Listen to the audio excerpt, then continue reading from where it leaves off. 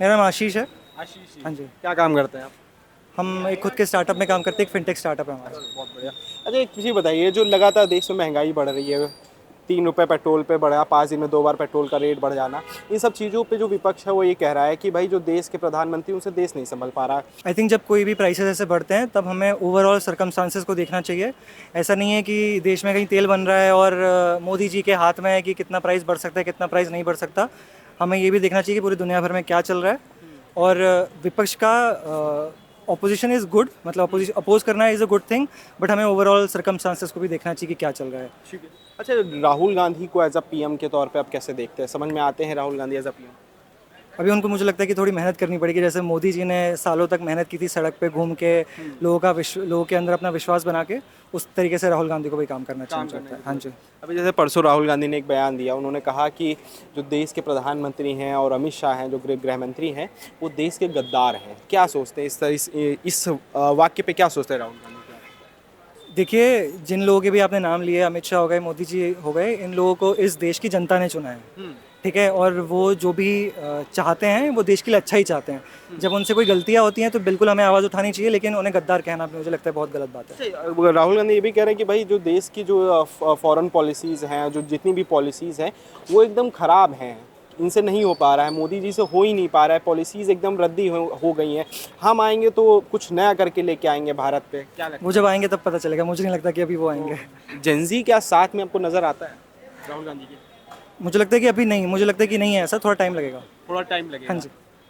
अच्छा, और क्या क्या लग रहा है, मतलब कि आज की जो सिचुएशन भारत में देखी जा रही है, इतना क्राइसिस वाइसिस लग रहा है, फिर पीएम मोदी की जो अपील आती है, कहते हैं कि सोना मत खरीदो, पेट्रोल की गाड़ियाँ थोड़ा इस्तेमाल करो। क्या जेनजी मोदी जी के साथ में इस अपील को मानना है? देखिए, जेनजी तो अपनी अपील को मान लेगा इस बारे में, बट हमें सबके बारे में सोचना चाहिए। जिसकी अभी आपने तेल के बारे में बात की, बट जब मैं सोने के बारे में बात करूंगा तो देश में बहुत सारे लोग हैं जो इसकी बिक्री पे और इसके बनने पे डिपेंडेंट है, उनकी रोजी रोटी इस चीज़ पे डिपेंडेंट है, तो उनका नुकसान नहीं होना चाहिए, मुझे ऐसा लगता है। ठीक है, आपका क्या नाम है भाई? अर्पित। अर्पित जी, आप क्या क्या मानना है जो पेट्रोल के और डीजल के जो रेट बढ़े हैं पिछले 5 दिन में, उसको लेके जो विपक्ष है वो ये कह रहा है कि भाई देश नहीं संभल पा रहा है, मोदी जी को अपनी कुर्सी छोड़ देनी चाहिए। देखो, ऐसा तो नहीं है। हम डिपेंड नहीं हो सकते किसी एक पर्सन के ऊपर। आई थिंक मुझे ऐसा लगता है कि लोगों की खुद की डिपेंडेंसी खुद पर भी होनी चाहिए थोड़ी बहुत। ठीक है, हम एक इंसान को ब्लेम नहीं कर सकते। लोग ये बोल रहे हैं राहुल गांधी आ जाएंगे तो वो सही रहेंगे, बट अभी तक आए तो नहीं है ना। उन्होंने क्या काम किया है क्या नहीं किया है तो वो हम नहीं देख सकते अभी। बट मोदी जी ने जो काम किया है वो लोग देख रहे हैं अभी।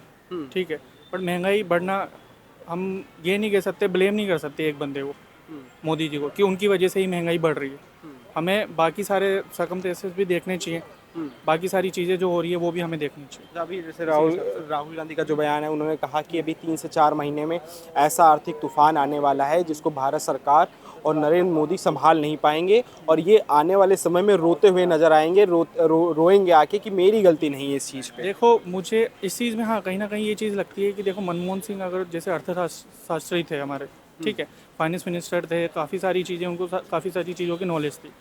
आई थिंक मुझे ऐसा लगता है कि कहीं ना कहीं अगर वो आज होते तो थोड़ा बेटर होती चीज़ें। जैसे कि जीडीपी में हम, बांग्लादेश हमसे आगे निकल चुका है, तो कहीं ना कहीं मुझे ये चीज़ें लगती है कि अगर वो होते तो थोड़ी सी चीज़ें बेटर होती, अकॉर्डिंग टू मोदी जी। ठीक है। तो जैसे इस पे मेरा एक सवाल, इस पे जो पब्लिक है वो फिर ये कहती है कि भाई अगर मनमोहन सिंह इतने बड़े अर्थशास्त्री थे तो 90s में सोना गिरवी रखने की क्या ज़रूरत पड़ी थी? कुछ नया लेके आते, सोना गिरवी रख दिया, उसके बाद 2006-07 में ऑयल बॉन्ड्स लेके आ गए थे जो अभी मार्च में पूरा हुआ है, ये सब तमाम चीज़ें गिनाई जाती हैं। तो क्या लगता है कि मोदी जी को भी इस तरह का कुछ करना चाहिए कि ऑयल बॉन्ड्स करे, थोड़ा सा महंगाई कंट्रोल हो, कि पेट्रोल डीजल के रेट कंट्रोल में आए, ऑयल बॉन्ड्स लेके आना चाहिए, या फिर कुछ ऐसा सोना गिरवी रखना, इस टाइप की कुछ चीज़ें करनी चाहिए? देखो, वो मोदी जी को सोचना चाहिए, बैठ के एक बार अपनी टीम के साथ बैठ के बात करनी चाहिए, उन लोगों को इस बारे में डिस्कशन करना चाहिए, उन लोगों की क्या कर सकते हैं। वो मनमोहन सिंह जी का टाइम था जो उन्होंने वो डिसीज़न लिया, बट अब डिपेंड करता है कि मोदी जी क्या डिसीज़न लेते हैं भारत को इस व्यवस्था से बाहर निकालने के लिए, लेकिन इस पर सिचुएशन से बाहर विपक्ष कह रहा निकालने है के कि लिए। मोदी जी इधर अपील करते हैं, फिर उसके 1-2 दिन बाद विदेश यात्रा पे घूमने निकल जाते हैं बाहर। करेक्ट है, तो इसका उनको आंसर देना चाहिए ना, प्रेस कॉन्फ्रेंस में आना चाहिए। इसका आंसर क्यों नहीं दे पा रहे मोदी जी? इसका आंसर भी तो करना चाहिए ना। आज का युवा तो ये भी पूछ रहा है कि जिस लड़की के साथ बलात्कार हुआ था उसके बाप को क्यों जेल में डाल के पीट दिया गया? इसका आंसर कहाँ मिला है? आप मुझे बताओ ना। लोग तो ये भी कह रहे हैं कि बीजेपी के 40 सांसद ऐसे हैं जो बलात्कारी केस में फंसे हुए हैं, तो उसका आंसर कहाँ मिल पा रहा है? ये भी तो मिलना चाहिए ना फिर। तो इसका सॉल्यूशन तो नहीं मिल पा रहा है ना। या तो आप आके इन चीज़ों के आंसर दो, सॉल्यूशन दो। तो आपको क्या लग रहा है कि वाकई देश प्रधानमंत्री मोदी से संभल नहीं पा रहा, बदलाव की तरफ जा रही है जनता? जनता जा रही है बदलाव की तरफ, जा रही है। जा रही है। मुझे ऐसा लग रहा है कि जनता को बदलाव चाहिए। अकॉर्डिंग टू मी, अगर मैं अपना भी डिसीजन बताऊंगा तो मुझे ये लगता है कि जनता को ये समझना चाहिए कि हमें पार्टी देख के वोट नहीं देना चाहिए। हिंदू मुस्लिम आज से 15 साल पहले भी हिंदू मुस्लिम थे, पर इतने विवाद नहीं थे जितने अभी कुछ सालों में बढ़ चुके हैं। कि जैसे क्या क्या विवाद बढ़ चुका है, थोड़ा हिंदू मुस्लिम पे अगर आप बोल रहे हैं तो क्या क्या विवाद? जितनी लड़ाई झगड़े जो पार्टियों ने बांट दिया है कि नहीं हिंदू मुस्लिम है, अगर बीजेपी नहीं रही तो हिंदू खतरे में आ जाएगा, मैं भी हिंदू हूँ, ऐसा नहीं है। मुझे नहीं लगता कि बीजेपी नहीं रही तो हिंदू खतरे में आ जाएगा। मुझे ऐसा लगता है कि लोगों को थोड़ा सा एजुकेट होना ज़रूरी है। लोगों को ये देखना चाहिए कि भाई हम जिस इंसान को जिता रहे हैं, इंसान को देख के वोट देना चाहिए, ना कि पार्टी को देख के। तो आपको क्या लग रहा है, मोदी नहीं तो कोई कौन? ये एक उठता है कि मोदी नहीं तो और कौन? क्या लगता है कौन दूसरा कौन सा ऐसा नेता है जो प्रधानमंत्री मोदी की जगह ले सकता है? देखो जगह ले सकता है। देखो राहुल गांधी जी को अभी हमने चांस दिया नहीं है, भारत की जनता ने चांस नहीं दिया है। मोदी जी को आपने चांस दिया था 2014 में, 4 साल 5 साल उन्होंने अच्छा लगा। अब आने वाले 10 साल बाद आपको वो लग रहे हैं कि नहीं वो भी गलत हैं कहीं ना कहीं। तो मुझे ऐसा लगता है कि अगर आपको और कोई चेहरा नहीं दिख रहा है तो आप चांस तो दे सकते हो, कहीं ना कहीं आप चांस दे सकते हो अगर आप बदलाव चाह रहे हो। आपको लगता है राहुल गांधी बेस्ट ऑप्शन रहेंगे? क्योंकि अभी जैसे राहुल गांधी ने अभी परसों बयान दिया, उन्होंने कहा कि देश के जो प्रधानमंत्री हैं, जो गृह मंत्री हैं, वो गद्दार हैं देश के। इस तरह की बयानबाजी जब आती तो आपको लगता है कि कहीं ना कहीं डाउट होता है राहुल गांधी के ऊपर कि मतलब कि क्या ये वाकई प्रधानमंत्री पद के लिए सही है? क्या सोचते हैं जो बयान आया जो भाई राहुल गांधी, मैं उसी पर जानना चाह रहा हूँ, क्या सोचते हैं? देखो कहीं ना कहीं डाउट तो होता भी है उस चीज़ों में कि ठीक है, बयानबाजी तो देखो दोनों पार्टियों से चलती है। अगर बीजेपी अभी चल रही है सत्ता में तो कांग्रेस गिराने की तो करेगी सही उसको। गद्दार, किसी प्रधानमंत्री को गद्दार बोलना ये बहुत बड़ी बात है, क्योंकि इंटरनेशनल लेवल पे राहुल गांधी ऐसा नहीं है छोटे मोटे सांसद है, लोपी हैं। किस फैक्ट्स को लेके बैठे हुए हैं, वो बहुत बड़ी पोस्ट पे बैठे हुए हैं। क्या फैक्ट्स उनके पास है, क्या वो फैक्ट्स लेके बैठे हुए हैं फाइलों में अपने पास, वो हम भी नहीं जानते। क्या पता वो सही भी हों और क्या पता गलत भी हों। तो दोनों बातें हैं। तो उस चीज़ पे तो हम आंसर नहीं कर सकते कि हाँ राहुल गांधी ही पूरे सही हैं या मोदी ही पूरे सही हैं। पर मैं ये बोलूँगा कि जिस हिसाब से अभी सिचुएशन चल रही है इंडिया, इसको कंट्रोल करना बहुत ज़रूरी है। ठीक है, बहुत बहुत शुक्रिया। शुभ नाम क्या हुआ सर? राहुल कंसल। राहुल जी, अभी जो पेट्रोल डीजल के रेट बढ़े, उसके बाद से कल जो राहुल गांधी का बयान आया, उन्होंने कहा कि देश के जो प्रधानमंत्री हैं अमित शाह है और आरएसएस है वो गद्दार हैं, और जब भी भाजपा का कार्यकर्ता या आरएसएस का कोई वर्कर मिले तो उनसे बोलना है कि उनके जो नेता हैं वो गद्दार हैं। इस पर आप क्या विचार रखते हैं कि राहुल गांधी का जो वक्तव्य था, जो बयान था, उस तरह किस तरह से देखते हैं कि संवैधानिक पद पे बैठे हुए व्यक्ति के लिए इस तरह की शब्दावली यूज़ करना किस मायने तक आप सही मानते हैं, और क्या सोचते हैं राहुल गांधी को लेकर? राहुल गांधी को जो ये देश के प्रधानमंत्री के लिए या विश्व के इतने बड़े संगठन और आरएसएस बोलते हैं जिसको, जो हिंदुत्व का लेके चलती है, ध्यान रखती है उनका, इसके लिए जो राहुल गांधी बेतुका बयान दे रहे हैं, इसके लिए गलत है राहुल गांधी के लिए। उनको देश के प्रधानमंत्री के लिए खासकर इस तरीके से टिप्पणी नहीं करनी चाहिए। ठीक है। उसके बाद राहुल गांधी ने ये भी कहा कि मैं माफ़ी नहीं मांगूंगा, मैंने जो शब्द यूज़ किए हैं मैं माफ़ी नहीं मांगूंगा। उसके बाद उन्होंने फिर से वही शब्दावली यूज़ करी कि गद्दार है तो गद्दार मैं बोलूँगा उनको। राहुल गांधी को देखो आज नहीं कल तो माफ़ी मांगनी पड़ेगी, क्योंकि जो देश की जनता है राहुल गांधी को और नरेंद्र मोदी के अंदर, दोनों के अंदर अंतर जानती है। और जब देश की जनता खुद रोडों पे उतरेगी तो राहुल गांधी तो ऑटोमेटिक माफ़ी मांगेंगे। आपको क्या लगता है जो पेट्रोल और डीजल के जो प्राइस बढ़ रहे हैं, और जो वॉर क्राइसिस है, इसको लेके भी कहा जा रहा है कि प्रधानमंत्री मोदी से देश नहीं संभल रहा है, उनको अपनी सीट छोड़ देनी चाहिए, गद्दी छोड़ देनी चाहिए? देखो आपको सबको पता है वर्ल्ड के अंदर इतना बड़ा युद्ध चल रहा है, सभी देशों के अंदर बहुत पेट्रोल डीजल बहुत महंगा हुआ है, यहाँ तो 3 रुपये महंगा हुआ है।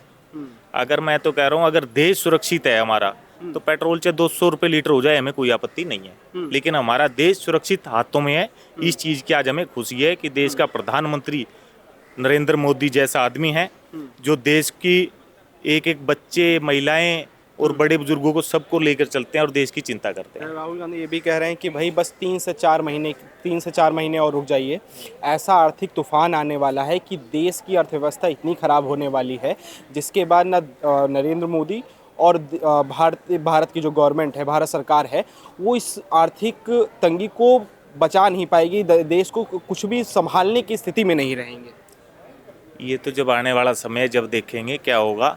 लेकिन सबसे बड़ी बात है, जब कांग्रेस की सरकार थी 15 साल पहले, कांग्रेस की सरकार थी, जब कौन सा भारत घाटे में नहीं था, जब तो इन्होंने बहुत घाटे में लाते। तो देश का प्रधानमंत्री बनने के बाद भारतीय जनता पार्टी की जब से सरकार बनी है, उसके बाद देश के अंदर थोड़े से हालात अच्छे हुए हैं। नहीं, पहले तो इससे भी खराब थे कांग्रेस की सरकार के अंदर। वो तो कहते हैं कि भाई कांग्रेस जब थी तब अच्छा था, इस तरह की स्थिति नहीं थी, पेट्रोल की कमी नहीं थी। अब जब कांग्रेस की सरकार थी, नरेंद्र मोदी जी की जो इकोनॉमिक है, जो उनकी पॉलिसीज़ हैं, वो इतनी घटिया है कि देश को बर्बादी की तरफ लेके जा रहे हैं। ऐसा कुछ नहीं, पेट्रोल की कमी तो आज भी नहीं। मैं तो अभी गाड़ी में तेल डलवा के लाया हूँ।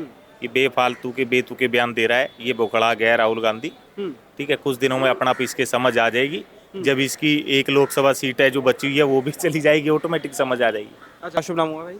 योगेश। योगेश भाई, ये जो अभी लगातार देश में पेट्रोल और डीजल के जो रेट बढ़ रहे हैं, इस पर क्या सोचते हो आप? और इससे पहले जो मोदी जी का जो एक आया था, अपील आई थी, उन्होंने कहा था कि सोना मत खरीदो कुछ समय तक, 1 साल तक, और पेट्रोल और डीजल की जो गाड़ियां हैं उनको कम इस्तेमाल करो। इन सब चीज़ों पे आप क्या सोचते हो? और जहां विपक्ष ये कह रहा है इस मुद्दे को लेके कि जो देश के प्रधानमंत्री हैं, इनसे देश नहीं संभल रहा है, इनको अपनी गद्दी छोड़ देनी चाहिए, क्या सोचते हैं?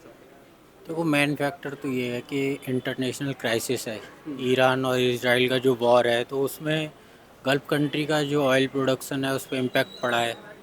जो बार हुआ है उसमें ज़्यादातर जो ऑयल रिफाइनरीज हैं वो बर्बाद हो गई। तो इस तरह से जो इंपोर्ट था ऑयल का, तो उस पर असर पड़ रहा है। तो चीज़ें कब तक हम कस्टमाइज कर सकते हैं? धीरे धीरे उनमें महंगाई तो बढ़ना लाजमी है, उसमें मोदी जी का कोई रोल नहीं है। तो कहीं ना कहीं हमको वो उपभोग कम करना पड़ेगा, समझना पड़ेगा कि जब तक वहाँ स्थितियाँ सही नहीं होती हैं तब तक हम अपनी चीज़ों का जो किस तरह से यूटिलाइज कर सकते हैं। दूसरा पॉलिटिकल ये है कि कांग्रेस का जो विजन था वो उन्होंने देश के लिए बहुत कुछ किया है, बुनियादी जो चीज़ें हैं उन्होंने देश के लिए करी हैं। भारतीय जनता पार्टी 2014 पूर्ण बहुमत में आई है, तो पहले सारा कुछ जो भी भारत में डेवलपमेंट है सब कांग्रेस की ही देन है। उसके बाद जो इन्होंने किया है, कुछ सेक्टर ऐसे जिन्होंने अभी भी इम्प्रूवमेंट होना है, जैसे रेलवे का सेक्टर है, जनरल कोर्सेज में भीड़ भरी हुई है, उसको कोई देखने वाला नहीं है। एजुकेशन पॉलिसी है वो हमारी पूरी तरह से एक तरह से फ्लॉप होती दिखाई दे रही है। तमाम ऐसे एग्ज़ाम हैं जो कई सालों से युवा तैयारी करते हैं और उनको उनकी जो जिस तरह की वो मेहनत करते हैं उनका प्रदर्शन रिजल्ट नहीं दिखाई देता। कहीं ना कहीं करप्शन है, पेपर लीक होता है, माफिया इस तरह का हावी हो चुका है जिस पे सरकार कंट्रोल नहीं कर पा रही क्या है। लगता है कि फिर जो राहुल गांधी अगर एज अ देश के प्रधानमंत्री बनते हैं तो इन सब चीज़ों पे कंट्रोल हो पाएगा? जहाँ तक उनका कहना है, इस तरह का अगर कंट्रोल इस गवर्नमेंट से नहीं हो पा रहा है तो उनको मौका मिलेगा तो वो उस पर नियंत्रण करेंगे। तो वाकई मतलब कि लगता है देश है प्रधानमंत्री मोदी से चल नहीं पा रहा सही से। देखो, प्रधानमंत्री मोदी जी को देश ने 2 बार मौका दिया, तीसरी बार वो प्राइम मिनिस्टर हैं। और मैं समझता हूँ कि आगे नेक्स्ट जो इलेक्शन है उसमें भी चेंजिंग होना चाहिए, उनको भी मौका मिलना चाहिए। जो बैठे हैं कि शायद वो कुछ अच्छा विचार लेके आएँ, देश में कुछ अच्छी प्रोग्रेस हो। ये सब चीज़ें जो इनके शासनकाल में ख़राब हुई हैं वो उसमें इम्प्रूव कर दें, इस